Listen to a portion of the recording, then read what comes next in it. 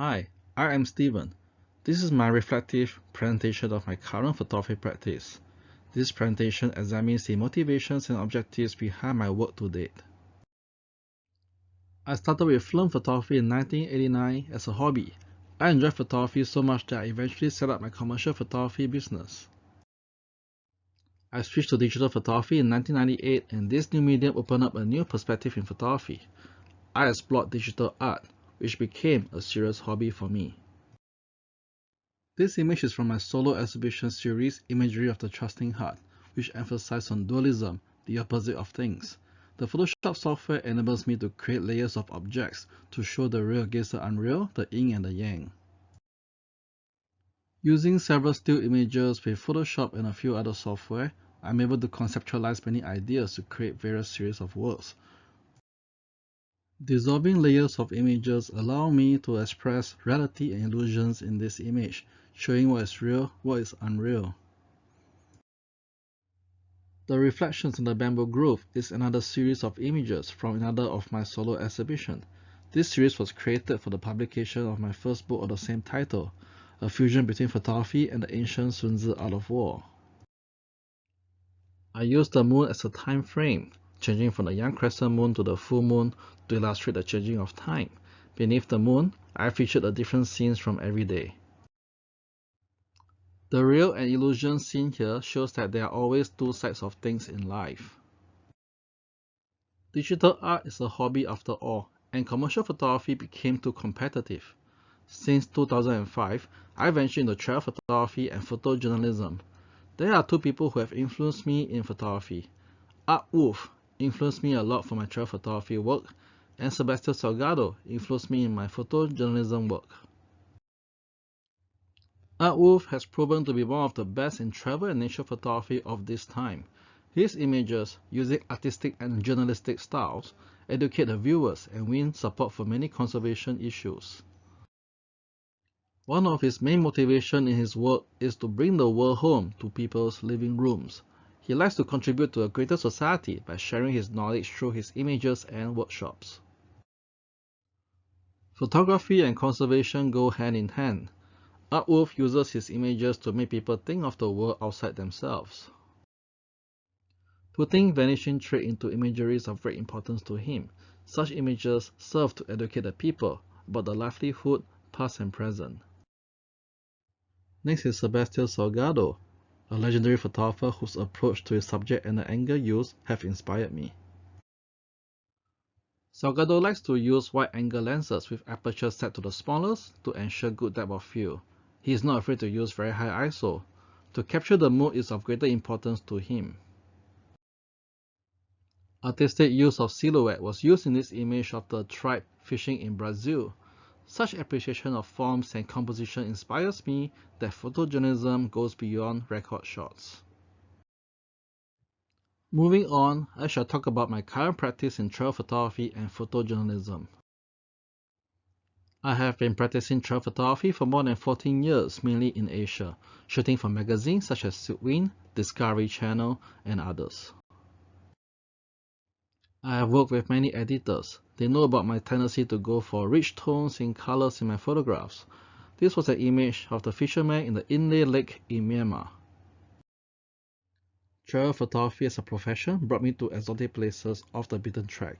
This image tells a story of a place, its people, the culture at that point in time. This was the annual Pushkar Camel Fair, where thousands of camels were being traded.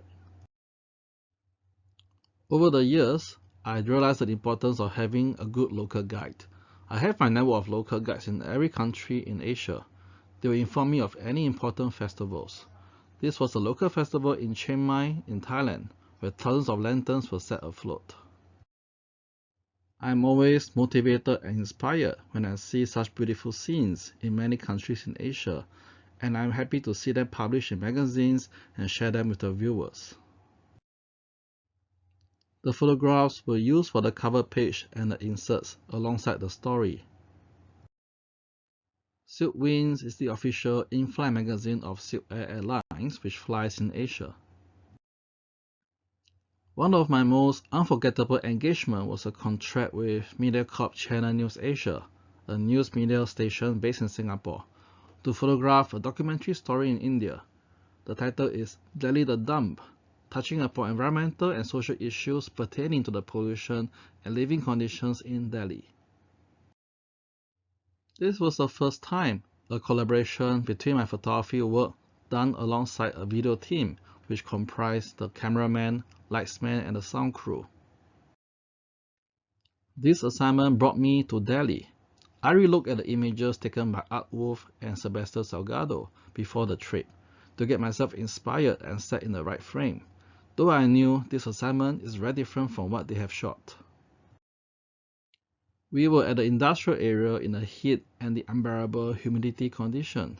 The pungent smell from the waste can be smelled everywhere. However, life goes on. We did many interviews. This is Dr. Malaka, tending to a sick patient in the makeshift clinic with many poor, penniless patients waiting outside. We drove to many areas in Old and New Delhi. Child labor is a frequent sight. Being in such close contact with them for many days, I learned the many real-life aspects of hardship in life and how we have to pull back our emotions in photojournalism. As what the video man said, we cannot save everybody. We chanced upon the child labor who worked at the backyard of the food outlet in the truck depot. My camera is always ready to shoot. He saw us, felt threatened, and started to throw things at us. I managed to get a sequence of shots with my eyes off the camera while ducking from his projectiles. An exploration in the fruits and vegetable market was an eye-opener.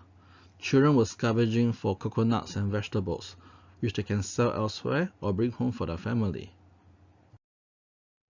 The rubbish dump was one of the highlights of the project.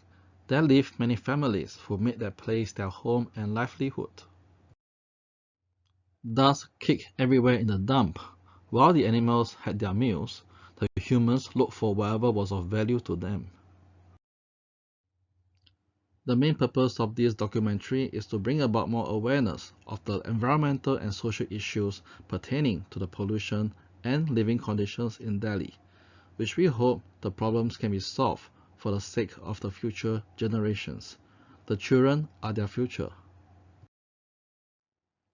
We hope for better conditions to be made available for the children in the future, with clean water, clean food, clean living conditions. It was so touching when I saw these kids drinking clean water. As a lecturer for more than 10 years, I shared my knowledge and experience in photography with my students in the Digital Media Degree program in the Singapore University of Social Sciences. I shall move on to talk about the research project. My proposed project is on hawker culture in Singapore. Hawker culture is currently being nominated for UNESCO Cultural Heritage status. My experience in travel photography and photojournalism work will be useful in documenting the hawker culture, and I am working closely with the National Heritage Board. Hawker culture in Singapore is an integral part of Singapore's way of life. It reflects the multicultural identity of the society and strengthens social cohesion through community dining and interactions. Before 1960, these makeshift stores by the side of the road were commonly seen in Singapore. They sold food of all kinds and were known as the hawkers. Hawker centers today serve as the community dining rooms of Singapore, promoting cultural diversity while bringing people of all ages, ethnicities, gender, and religion together under one roof. There are many delicacies we can find in a hawker center. This is the char kway teow, also known as the fried noodles with cockles. I plan to feature at least 4 hawkers of the 4 races to know them in depth on how they keep their tradition, pass on the baton to the next generation, and keeping themselves relevant in the changing times. This shall be a meaningful project which allows me to study in depth about the hawker culture. The images and findings shall be contributed to the archives of the National Heritage Board in Singapore. Thank you for listening.